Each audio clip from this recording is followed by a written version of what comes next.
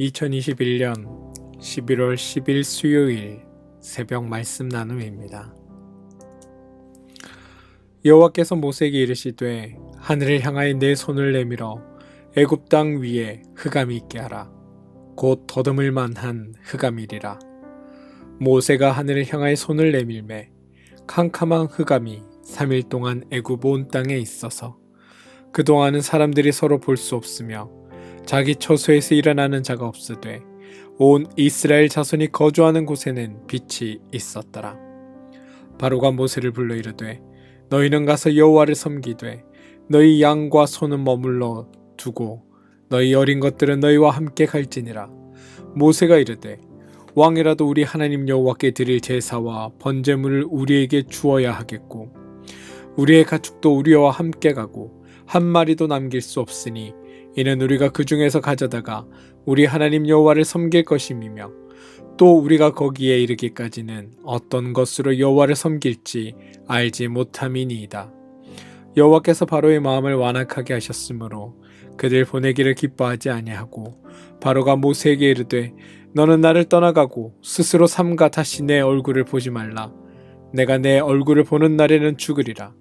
모세가 이르되 당신이 말씀하신 대로 내가 다시는 당신의 얼굴을 보지 아니하리이다. 아멘. 출애굽기 10장 21절에서 29절 말씀입니다. 샬롬. 하나님의 크신 은혜와 축복이 말씀을 듣는 여러분들과 오늘 하루도 함께 하시기를 주님의 이름으로 축원드립니다. 오늘은 애굽에 내려진 9번째 재앙이라는 제목으로 우리 9번째 재앙을 살펴보고자 합니다. 이 말씀을 통하여 여러분의 삶의 믿음의 도전과 또 하나님을 향한 그 믿음들이 더욱 굳건하게 생겨나기를 주님의 이름으로 축원합니다. 혹시 고대 문화유산의 절반 이상은 종교 혹은 신에 관련된 것이라는 것을 알고 계십니까? 인류의 위대한 건축물 중 그 중에서도 특별히 고대 유산하고 관련되어 있는 건축물은 종교와 관련이 없는 것은 거의 없다고 봐도 무방할 정도입니다. 동서양을 막론하고 가장 큰 건물, 가장 오래된 건물, 또 가장 화려한 건물은 주로 신전으로 사용된 것입니다. 또한 고대에는 종교와 국가, 종교와 정치가 늘 하나로 연결되어 있었습니다. 애굽의 바로도 사실은 애굽의 통치자, 정치적인 통치자이기도 하지만 애굽 신들에게 제사를 올리던 제사장의 역할을 겸하고 있는 자입니다. 그리고 바로의 주된 일 중 하나는 애굽의 신들에게 제사를 드리는 일이었습니다. 또한 고대에는 전쟁도 단지 군대가 동원되고 무기가 동원되는 말 그대로의 전쟁이 아니었습니다. 고대의 전쟁은 왕들의 전쟁도 아니었고 국가 간의 전쟁도 아니었으며 고대의 전쟁은 바로 그 관여된 나라의 신들의 전쟁입니다. 전쟁의 선두에 신의 깃발과 형상이 나아가고 만약 패배하면 패한 나라의 신전이 그 왕궁과 더불어 가장 먼저 파괴됩니다. 또한 패한 신은 승리한 신의 신상 밑에 두어지게 되어 있습니다. 이렇게 행한 까닭은 나의 신 아래에 너희가 복속되었다라는 뜻을 지니고 있습니다. 성경에 이와 같은 기록이 등장합니다. 사무엘상 4장에는 블레셋이 이스라엘에 쳐들어왔고 이스라엘이 블레셋에 패합니다. 이때 이스라엘이 백성들의 법궤를 들고 전쟁에 나가지만 여기에서 또 패배합니다. 승리한 블레셋이 법궤를 빼앗아 자신들의 신전에 가져다 둡니다. 또 이스라엘이 아수르나 바벨론에 패할 때 침입한 아수르나 바벨론의 침략자들이 첫 번째로 행한 것이 바로 예루살렘에 있는 성전을 파괴하는 것이었습니다. 고대 다른 국가들이 이스라엘 대해서 이렇게 행동한 것은 성경에 기록되어 있는 일입니다. 그런데 사실 반대의 상황은 한 번도 등장하지 않습니다. 무슨 말이냐면 하나님이 승리하실 때는 이들과 다르게 행동하셨다는 겁니다. 하나님이 블레셋을 이겼을 때에도 블레셋의 신전을 파괴하거나 블레셋의 신상을 파괴하지 않으셨습니다. 하나님은 아람과 암몬을 이겼을 때에도 그들의 종교에 사실 전혀 관여하지 않으셨습니다. 그때 당시의 사람들의 종교관이나 세계관이 비추어 봤을 때 사실 출애굽기의 재앙과 관련된 이 장면들은 매우 이상한 상황들입니다. 출애굽기의 상황이 이상한 것은 바로 하나님의 승리 이후의 행동들에서 찾아볼 수 있는데 무엇이냐면 앞서도 말씀드렸다시피 전쟁에서 9번째 재앙까지 총 9번의 신들과의 전쟁에서 하나님은 승리하셨음에도 불구하고 하나님은 애굽의 신상들을 단 하나도 하나님 발 아래 취하지 않으셨다는 겁니다. 이게 당시의 문화와 당시의 전쟁에서의 있었던 일반적인 양상과 매우 다릅니다. 사실은 바로가 끊임없이 그의 마음이 완악하여져서 하나님과 대적할 수 있었던 이유도 하나님께서 그들의 신들을 치셨지만 그들의 신을 발 아래 무릎 꿇리지 않으신 이유도 있습니다. 그럼 왜 하나님은 이렇게 하셨을까요? 애굽의 신들을 한번 생각해 보시기 바랍니다. 메뚜기, 풍뎅이, 그러니까 파리, 가축, 인간이 신이 된 사람, 강, 땅, 이런 것들이 오늘 태양까지 모두 가만히 들여다보면 우리의 욕망이 투영되어 만들어진 존재들이라는 것을 우리는 발견할 수 있습니다. 오늘 애굽에 내려진 9번째 재앙은 흑암이 온 세상을 뒤엎는 재앙입니다. 흑암이 온 세상을 뒤엎을 수 있었던 까닭은 사실은 태양이 힘을 발휘하지 못했기 때문입니다. 바로 당시 모세가 있었던 이 당시 애굽에서 가장 강력한 신은 바로 태양의 신 라입니다. 애굽에서 태양은 단순히 그냥 빛을 나타내는 역할에 그치지 않습니다.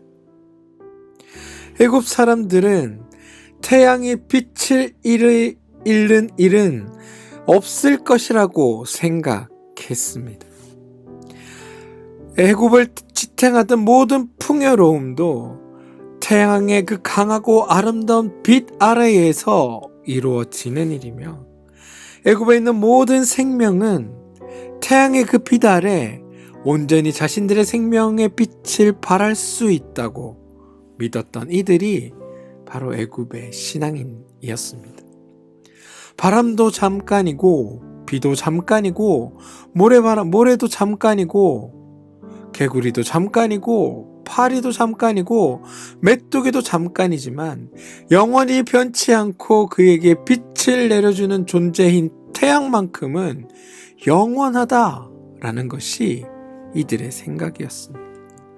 온종일 내리쬐는 1년 내내 쉼없이 비추는 태양이라 말로 자신들의 영원한 상징이며 끝나지 않을 생명과 또 무너지지 않을 영원한 제국의 상징으로 이들은 태양을 이해하고 받아들였습니다.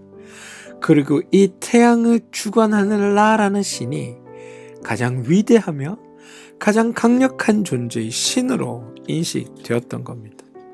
그런데 그런 태양이 하나님이 만들어 두신 흑암 아래 빛을 잃고 맙니다.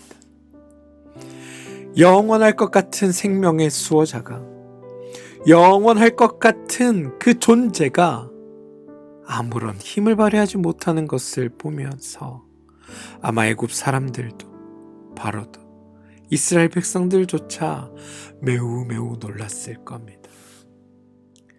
아마 과거 이들이 겪었던 여러 재앙을 통해 드러난 신들에 대한 벌보다 훨씬 더 강하고 힘있는 메시지가 이들에게 전달되었을 겁니다. 그런데 여러분, 저는 이 지점에서 우리가 생각해 볼 부분이 있다라는 생각이 듭니다. 태양에게 영원성을 부여한 것은 사실 누구입니까? 이스라엘 사람들, 아니 애굽 사람들 아닙니까? 개구리를 보면서 다산과 풍요를 떠올렸던 이들은 누구입니까? 바로 애굽의 사람들입니다. 따지고 보면 이들이 신으로 숭상했던 그 모든 것들은 이들의 생각 또는 이들이 겪었을 두려움 또는 이들이 갖고 있는 욕망이 복합적으로 합쳐져 발현되어 나타난 존재에 불과하다는 것을 우리는 여기서 깨달을 수 있어야 됩니다. 태양이 진짜 신이 아니라 태양을 신격화한 인간이 있었다는 겁니다. 날강이 신이 아니라 날강을 신으로 여긴 인간들이 존재했다는 겁니다. 메뚜기가 신이 아니라 메뚜기를 신처럼 여겼던 인간들이 존재했다는 겁니다. 무슨 말인지 이해가 되십니까? 사람들이 만들어낸 신이라는 겁니다. 사람들이 자신의 욕망을 어딘가에 투영하고 그것을 이루어질 무언가를 만들어낸 후에 그것을 신이라는 존재로 그들은 인식했습니다. 인간이 해결할 수 없을 것 같은 그 두려움 앞에서 그 두려움을 해결해 줄 수 있는 무언가가 있다 생각하고 그것을 지정한 후에 그것을 자신의 신이라고 믿었던 겁니다.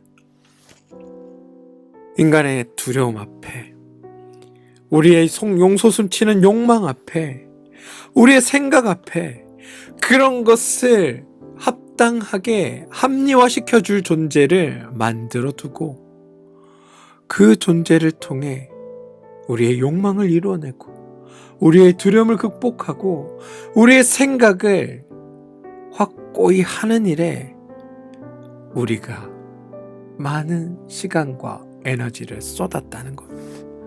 그리고 그것을 신이라는 이름으로 온 인류가 숭상해왔다는 겁니다. 그런데 여러분, 우리의 하나님은 어떤 분이십니까? 우리의 상상으로 만들어낸 존재입니까? 아닙니다. 이 땅의 창조 질서와 운행 질서를 만드시고 하나님의 그 선한 뜻하심 가운데 우리를 살게 하시고 하나님의 그 선한 마음으로 이 세상을 움직이시는 분이, 모든 것의 창조주 되시는 분이 바로 우리의 하나님이라는 겁니다. 그분의 고백처럼 스스로 존재하시는 분이 바로 우리의 하나님이라는 겁니다. 하나님이 애굽의 신들을 하나님의 발 앞에 두지 않으셨던 것은 하나님 외에 다른 신은 없다는 하나님의 그 선언이라는 것을 우리는 기억해야 됩니다. 이쯤에서 우리의 삶을 한번 살펴봅시다. 우리 역시도 내 생각을 믿는 일들이 허다하지 않습니까? 어떤 옳은 것이 아니라 내 생각의 옳음을 믿을 때들이 많지 않습니까? 하나님의 말씀 그 자체가 아니라 하나님의 말씀을 가지고 내가 생각하는 바를 믿고 있지는 않습니까? 하나님을 믿는다는 우리의 믿음을 한번 돌아보시기 바랍니다. 하나님을 믿는 건지 아니면 내가 믿고 싶은 것을 믿고 있는 건지. 복 주시는 하나님만이 나의 하나님이시고 우리에게 고난을 주시는 하나님은 없는 존재이거나 혹 사탄의 꾀이나 유혹이라고 치부하고 있는 것은 아닌지, 저는 오늘 말씀 앞에 우리가 하나님을 대하는 그 모습을 비춰봐야 하지 않을까라는 생각을 해봅니다. 사랑하는 성도 여러분, 오늘 하나님은 애굽에서 당대 최고의 신이라고 불렸던 태양신 라를 하나님 앞에 순종케 하셨습니다. 아니, 애초에 태양신이라는 존재는 존재하지 않았으니까 하나님의 피조물인 태양도 하나님이 만들어낸 흑암 앞에 아무런 힘을 발휘할 수 없었던 존재. 그것을 보면서 애굽 사람들은 참 하나님이, 참 신이 바로 야훼 하나님밖에 없구나를 깨달았어야 했을 것입니다. 우리의 어리석음도 저는 이 앞에 드러나길 소망합니다. 내가 하나님처럼 믿고 있는 그 무언가가 하나님이 아니라 말씀 가운데 드러내시고 모습 가운데 나타내시는, 우리의 삶 가운데 동행하시는 참 하나님을 여러분들이 오늘 만나게 되기를 소망합니다. 여러분은 무엇을 믿고 계십니까? 하나님입니까? 아니면 여러분의 생각입니까? 아니면 여러분이 만들어 놓은 어떤 허상들입니까? 저는 여기에 진실되게 반응하며 살아가는 삶이 오늘 여러분의 삶이 되기를 소망합니다. 부디 오늘 하루 참된 하나님 앞에 여러분의 생각과 마음과 삶을 드러내시기를 부탁드립니다. 나의 이기심이나 연약함이나 욕심을 하나님 앞에 투영해서 하나님을 나타내지 마시고 가짜 신을 하나님인 양 착각하여 살지 마시고 오늘 참된 모습으로 여러분 앞에 나타나시고 여러분의 삶의 주인 되시며 여러분의 삶을 온전히 이끌어 가실 하나님 앞에 여러분을 세워주시기를 부탁드립니다. 어제 제가 저녁 기도 나눔을 하면서 우리가 만들어낸 하나님의 표상에서 우리가 벗어날 때 벌거벗은 존재로 실체이신 하나님 앞에 설 수 있다라는 말씀을 드렸습니다. 이 말씀이 오늘 여러분의 삶에 온전히 드러나길 소망합니다.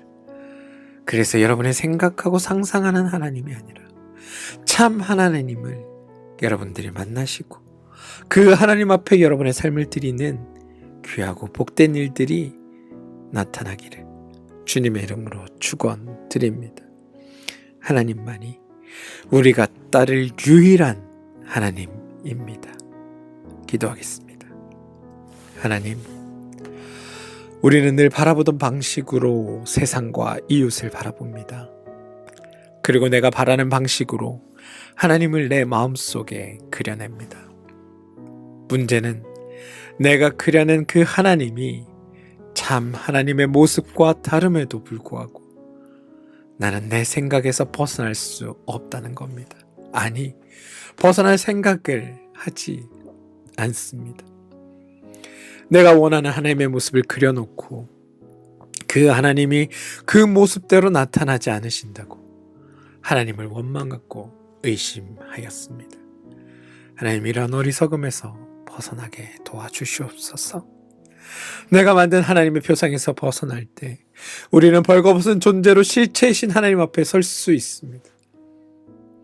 오늘 하루 우리가 마치 하나님 앞에 선 듯 살아가는 성숙한 믿음으로 오늘 하루를 살게 도와주시고 내가 그린 모습의 하나님이 아니라 말씀으로 나를 만나주시는 살아계신 하나님, 참 하나님을 우리가 만나고 살게 도와주시옵소서. 예수님의 이름으로 기도합니다. 아멘.